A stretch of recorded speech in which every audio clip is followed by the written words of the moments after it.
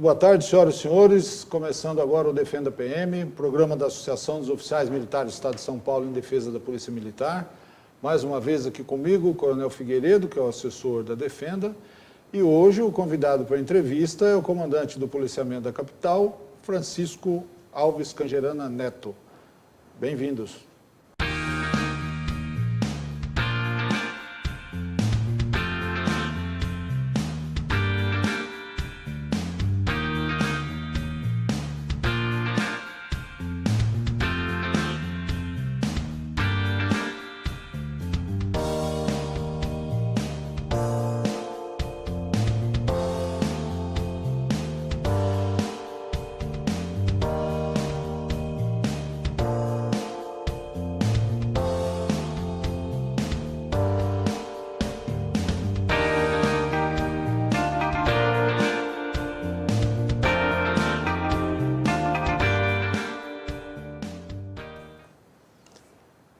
No sábado passado, 7 de setembro, dia da independência do Brasil, a Defenda publicou em seu site e divulgou nas redes sociais uma nota de solidariedade ao candidato Jair Bolsonaro.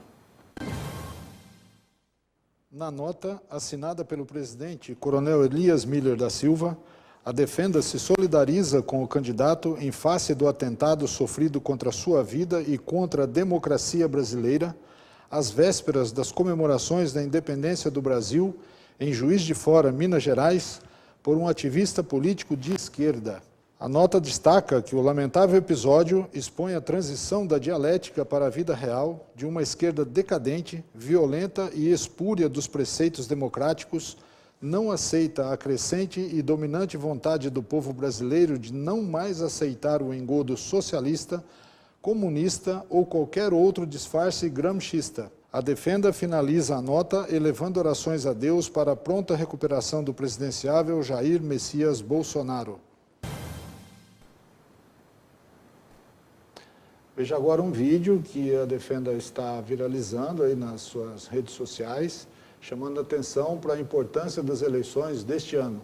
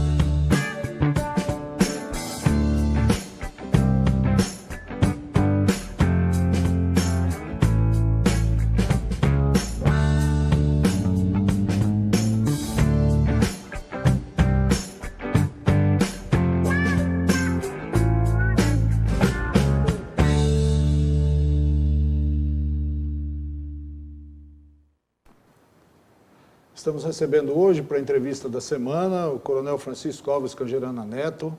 Ele é doutor em Ciências Policiais pelo Centro de Altos Estudos em Segurança da Polícia Militar, mestre em Direito Processual pela USP, professor de Direito Penal na Academia de Polícia Militar.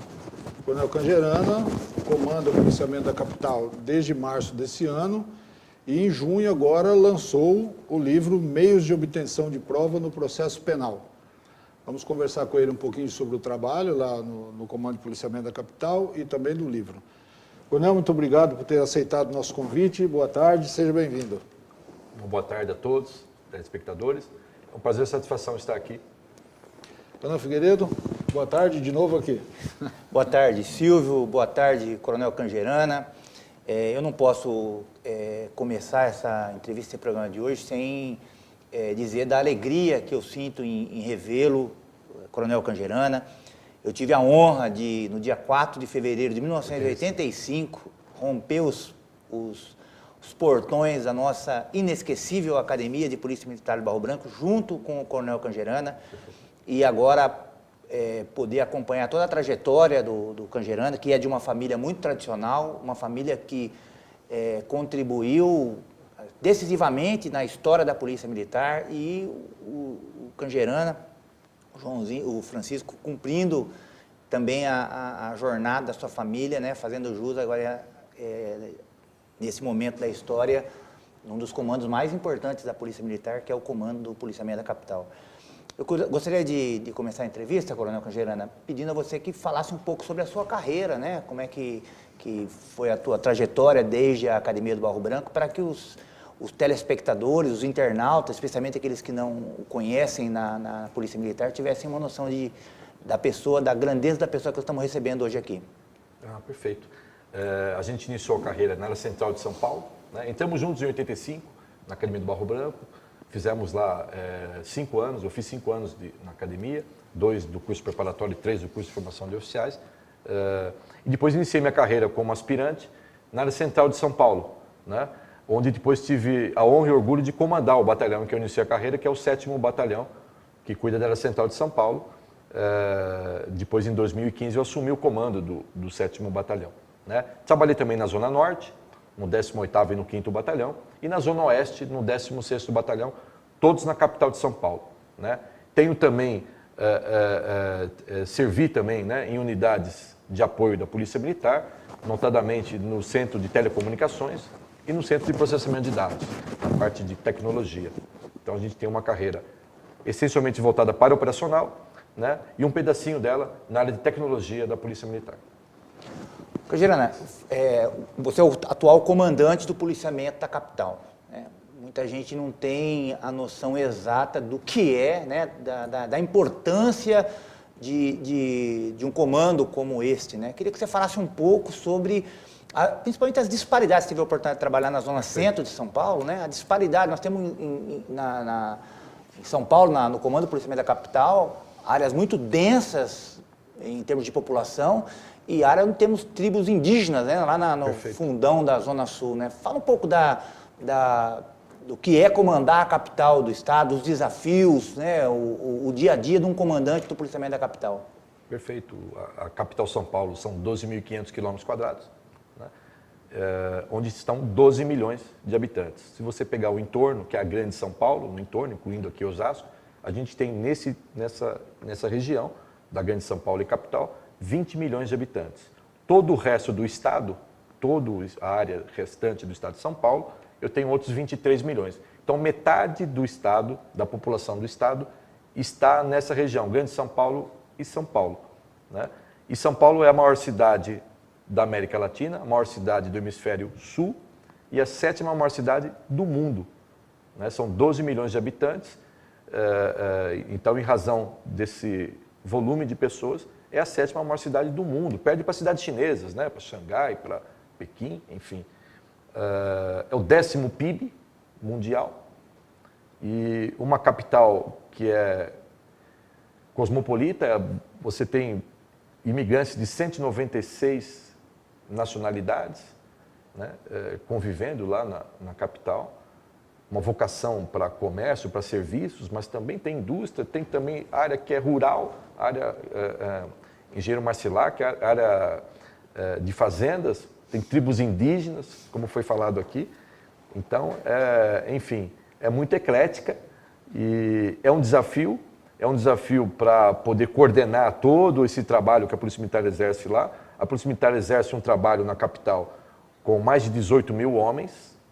Para os senhores terem uma ideia, comparando com as polícias militares de todo o Brasil, somente 2 polícias têm efetivo maior do que 18 mil homens. No Estado.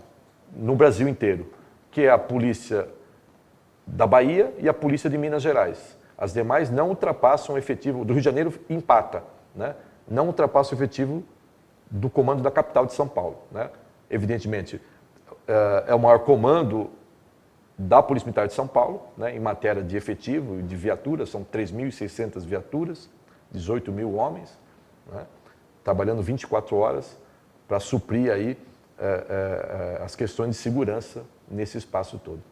E qual que é o maior desafio que tem o comandante do policiamento da capital para manter a ordem pública, manter controle numa cidade com particularidades, né, com disparidades tão claras como a que você colocou aqui? Os desafios são grandes, há uma necessidade de integração com os órgãos, uma necessidade de interação com a prefeitura, interação com os demais órgãos de segurança, para que tudo transcorra de forma harmônica, de forma eficaz, eficiente, né? Porque o sistema de segurança, ele é integrado, ele necessita que tudo funcione, né? Ele não termina só no trabalho da polícia, ele passa pelo judiciário, ele passa por assistência social, enfim, ele passa por uma série de instituições importantes que a gente respeita e acompanha e que nos apoiam. Então é um grande desafio manter essa engrenagem funcionando.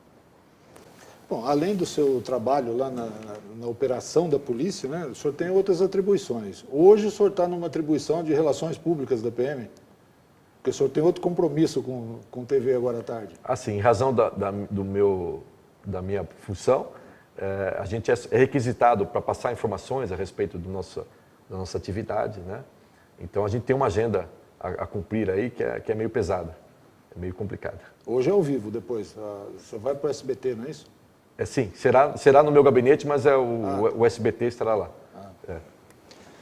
Cangerana, já entrando no objetivo principal dessa nossa entrevista, que é falar um pouco da tua obra, né, e fazendo um link com esse grande desafio que é realizar o policiamento na capital, para realizar a atividade no dia a dia, os policiais realizam o que nós chamamos de abordagem policial, né, e eu acho que esse é a busca pessoal, né. Eu queria que você, até antes da gente tocar nesse tema mais especificamente, falasse um pouco do seu livro, né? Ele é fruto de um mestrado seu na Universidade de São Paulo, né? Eu queria que você comentasse um pouco mais a respeito disso. Perfeito. A gente fez um mestrado em processo penal, é uma área que eu já lecionava na Academia de Polícia Militar do Barro Branco, eu já lecionei também em universidades, essa matéria é uma matéria de meu interesse, que a gente pesquisa há muitos anos. E, sob o ponto de vista do policial, o processo penal é visto pelo advogado, pelo promotor, pelo juiz e também pelo policial, o policial civil e o policial militar, né? E, do nosso ponto de vista, uma das questões mais importantes que envolve o processo penal são os meios de obtenção de prova, notadamente o meio mais usado no processo penal brasileiro, que é a busca pessoal. Se formos investigar os processos penal, vamos localizar lá que os meios de obtenção de prova que vão mais aparecer nos processos são buscas que foram feitas pelos policiais no dia a dia, que localizaram armas, localizaram drogas, localizaram objetos de ilícito, objetos fruto de ilícito, né? Então, esse tema não pode deixar de ser pensado e abordado, porque quem tem o ponto de vista do policial. E quando fui fazer o mestrado, foi o tema que me cativou, me trouxe a vontade de fazer, a vontade de escrever sobre isso. Que eu já tinha antes, no bacharelado em Direito, o meu TCC também foi sobre busca. Não tão profundamente como foi no mestrado, mas eu já tinha essa vontade antes de falar sobre busca.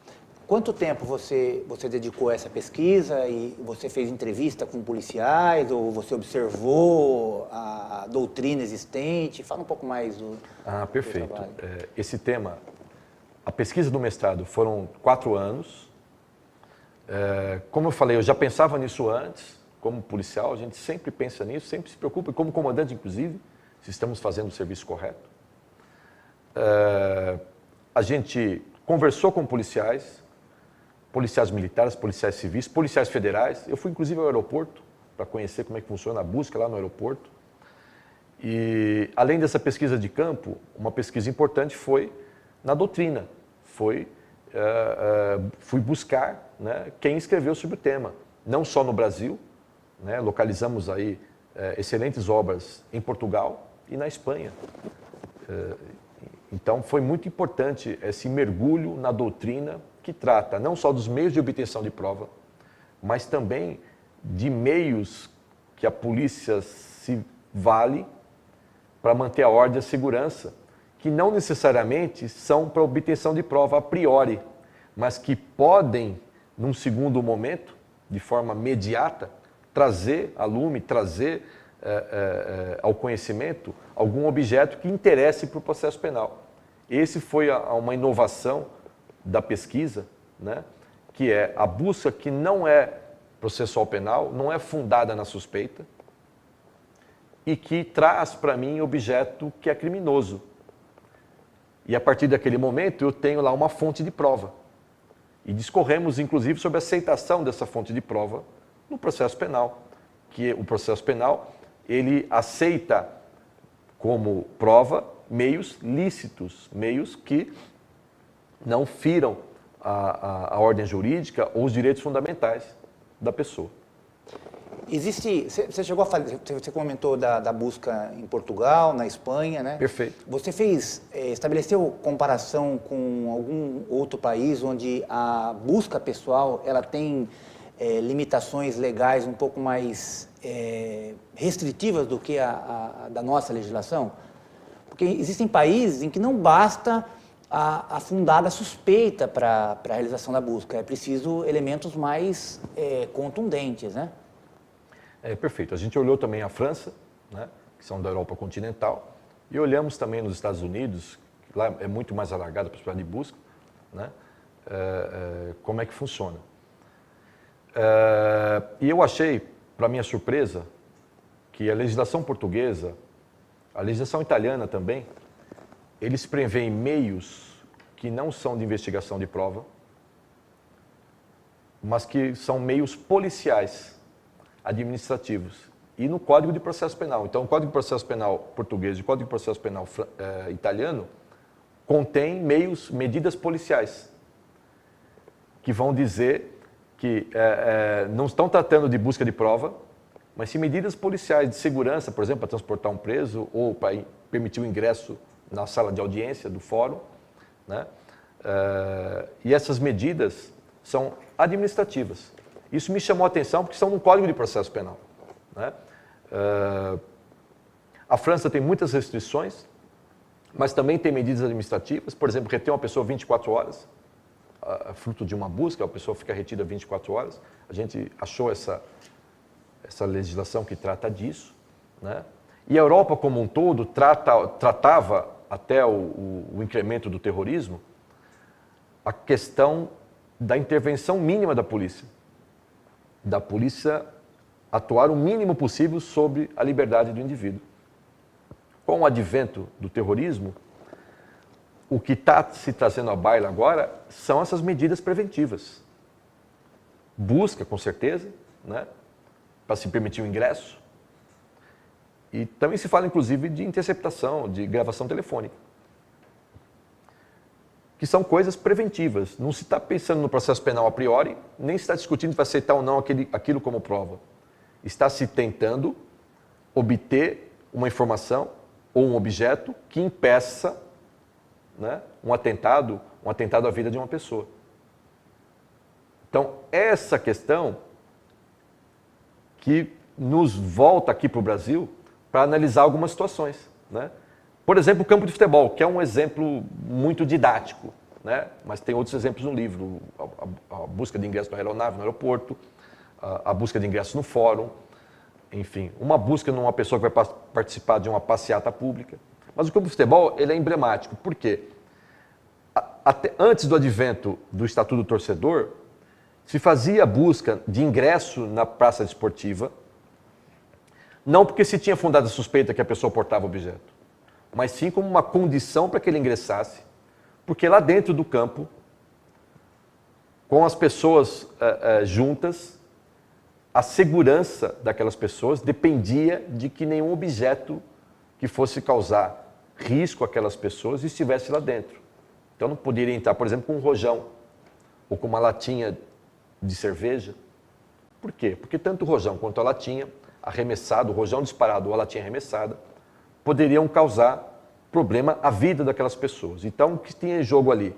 O direito à segurança, o direito à vida de quem está lá, e não necessariamente o processo penal. Até porque portar uma lata de cerveja não é crime, ninguém vai ser preso por isso. Mas vai ter o seu ingresso à praça desportiva impedido. Não vai entrar porque está com a latinha de cerveja. Com o Estatuto do Torcedor, com o advento do Estatuto do Torcedor, deixou de ter, ou não foi mais necessário, essa construção doutrinária de que eu estou aqui fazendo uma ação baseada no poder de polícia, em prol da segurança pública como um todo, porque o poder de polícia é em prol de um bem comum, de um bem público, o direito à vida, a segurança pública, e passou-se a ter o requisito da legalidade. Eu tenho lá uma lei feita pelo processo regular, né, dizendo para mim que eu vou ser submetido a uma revista de ingresso. Então, cria a obrigação de fazer-se essa revista e de a pessoa ser submetida à revista. Eu não estou procurando ali nenhum objeto de crime a priori, mas eu posso achar. Posso achar droga, maconha, posso achar uma faca, posso achar uma arma de fogo. E aí eu vou apreender esse objeto. E esse objeto vai ser fonte de prova no processo penal. Se a busca que eu fiz, baseada na legalidade do Estatuto do Torcedor, não constrangeu, não causou nenhum dano ao direito fundamental do indivíduo visado, do indivíduo que sofreu a busca, aquela fonte de prova é perfeitamente aceita no processo penal, embora não seja obtida por um meio de obtenção de prova previsto no Código, cujo fundamento é que se tem uma suspeita. Eu não tinha suspeita, era uma revista de ingresso. E aí vou tratar da busca numa passeata pública para dizer dessa questão lacunar e como que funciona, né? Na passeata acontece coisa muito parecida ao campo de futebol. Você tem paixões lá políticas, você tem, enfim, emoções envolvidas. E portar um rojão numa passeata é um objeto de risco. Já temos até precedente de morte. A pessoa se exalta, direciona o rojão e dispara. O rojão não é ilícito, eu posso dispará-lo no ano novo. Mas é ilícito ir na passeata com esse rojão, não porque está previsto na lei, mas porque ele põe em risco as pessoas. Logo, eu não tenho efetivamente um arcabouço legal que vá dizer que a pessoa vai ser submetida à busca. Eu tenho sim a mesma construção que foi feita no campo de futebol antes do advento do Estatuto do Torcedor, dizendo para mim que se eu tenho que manter a segurança de todos os que estão na passeata, eu devo submetê-los a essa observação do que eles portam, ou essa revista, essa busca do que eles portam, para que não portem objetos perigosos para aquela passeata. E na área central de São Paulo, onde a gente comandou, trabalhou e trabalha, fazemos essas buscas e achamos faca, achamos soco inglês, achamos rojão, bomba caseira, né? E isso não é permitido que se use na passeata. Na verdade, assim, pelo que eu entendi, você foi muito feliz na sua explicação, muito didática, realmente é um tema muito interessante. Quando a gente tem um conflito entre o interesse individual do indivíduo portar o rojão, que numa circunstância normal, né, você deu o exemplo aí do final do ano, ele quiser soltar o rojão no final do ano, está normal. E o interesse coletivo, que é o risco que a coletividade gera para a coletividade, pelo fato de ele estar portando um rojão ou portando um soco inglês, isso pode gerar um tumulto. Nesta circunstância, há sustentação jurídica para que a abordagem, para que a ação policial aconteça. Né? Perfeitamente. Na nossa cultura jurídica, que é do direito escrito, a gente sempre vai querer uma legalidade. Puxa, tinha que ter uma lei falando isso. Não temos. E a polícia militar, que está lá na frente deparando com esse problema, ela não pode deixar de resolver o problema a despeito de não ter lei. Então ela faz esse exercício de se localizar o interesse público ali e verificar o que pode atingir esse interesse público, o direito à vida numa passeata, né? O direito à ordem pública nessa passeata, direito à segurança, e executa, através do seu poder de polícia, essa busca, essa revista. E repito, a forma correta de se executar uma busca, uma revista pessoal, é de forma respeitosa, de forma a não constranger, de forma a não, inclusive, ferir a dignidade daquela pessoa, ou ainda até uma tortura que seja psicológica. A busca não é um meio para tortura, não é um meio para constrangimento, nem um meio para ferir a dignidade. Ele é um meio técnico, profissional, para localizar um objeto, seja um objeto fonte de prova, seja um objeto de perigo para aquele evento. E como você muito bem colocou, né? Na medida em que a busca pessoal ela não obedece o preceito jurídico, a prova obtida na busca pessoal é uma prova ilícita. Prova ilícita. E aí no processo penal não pode se aproveitar. Inadmissível, perfeitamente. Muito bom.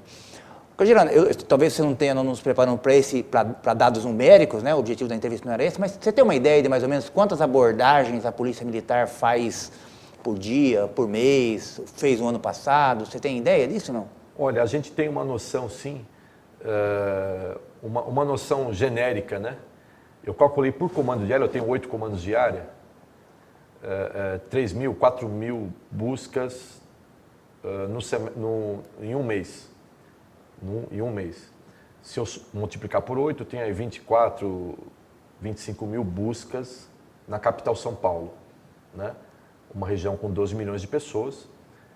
E essas buscas têm variados motivos. Via de regra é a processual penal, pela fundada suspeita, mas eu tenho também buscas que são para manter a ordem, para manter a segurança. A própria Cracolândia, que se fala, né? O indivíduo que vai ingressar na Cracolândia, ele muitas vezes sofre uma busca, também tem a fundada suspeita do tráfico, mas ele sofre uma busca para verificar objetos que não são permitidos. A própria Guarda Civil Metropolitana também submete a busca lá ao indivíduo, mas é uma busca administrativa, para que o servidor que vai limpar a região da Cracolândia, que vai fazer a limpeza, que é feita 3 vezes por dia lá, esteja seguro para poder agir.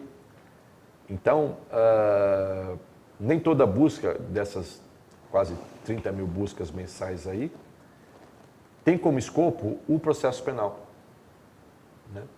Evidentemente, muitas redundam em fontes de prova e em flagrante.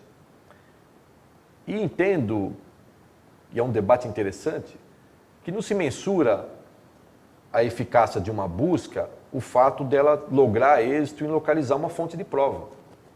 Primeiro que ela pode ser uma busca administrativa, e o objetivo dela não é localizar a fonte de prova, nem arma, nem droga, nem nada. É impedir o ingresso com objeto perigoso, né? E segundo, que mesmo sendo uma busca processual penal, presentes os fundamentos para que ela seja feita, né, ela foi corretamente executada, independente do resultado final de localização. Se tinha o fundamento da suspeita e ela foi feita, e depois se percebeu que aquela suspeita não se concretizou, mas o fundamento era correto, você teve uma ação legítima, uma ação correta. Nós estamos chegando no final já do programa. Eu queria só, para fechar, que você me dissesse como surgiu a ideia de fazer um livro da sua tese e qual é o público a que esse livro se destina. Perfeito. A ideia veio após a conclusão do mestrado e a gente transformou a dissertação de mestrado no livro, né? E o público que a obra se destina são estudantes de direito, policiais civis, policiais federais, policiais militares, né? E pessoas que se interessam pelo tema, jornalistas, pessoas que se interessam pelo tema, porque é um tema interessante, essa questão de ser parado, né? Ser submetido a uma busca pela polícia. É um tema que interessa a todos, né? Aos policiais e também a todos que convivem aí no espaço urbano. A venda no site a da venda é Juruá. pelo site da Juruá, mas também por sites de venda, enfim, Submarino, a Livraria Cultura também. Eles têm aí a obra para ser vendida. Muito bom. Bom, agradecer muito a sua participação aqui no nosso programa. Foi informações muito úteis, né? O tema é interessante. Muito obrigado. Até uma próxima, então. Eu agradeço, foi uma satisfação. Léo Figueiredo, obrigado mais uma vez. E até uma próxima. Acho que semana que vem o Ernesto vem aqui. Ernesto volta. Mas estamos aí. A todos uma boa tarde, ótima quinta-feira e até a semana que vem.